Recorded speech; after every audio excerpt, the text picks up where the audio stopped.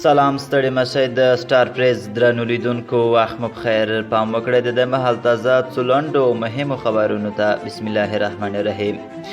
مزار شریف ښار کې د طالبانو د 209 الفت خپلو ورځو د ځواکونو پر لیږدونکي موټر چاودنه شوې. ځایي چارواکو رسنیو سره خبرو کې دا پیښه تایید کړې. ویلي دي چې 3 کسان پکې ټپي شوي دي. ټپیان د همدغه خپلو اردو اړوند روغتون ته لیږدول شوي دي. د چاودنې نوعیت معلوم نه دی او مسؤلیت یې هم تر اوسه چا نه دی منلی. او د پاکستان د بهرنیو چارو وزیر بلال بوټو زرداری ویلي په افغانستان کې د طالبانو د حکومت په منځګړیتوب د تحریک طالبان پاکستان سره د پاکستان د حکومت خبرې او ډزبندي کېدل د ډاډ وړ اشاره ده. نوموړي دغه خبره د CNN سره په خبرو کې کړې ده. او په بل تازه خبر کې به اورئ چې د پکتیکا سوداګر وایي حکومت د انګور اډې بندر کې پراته خنډونه لرې کړي.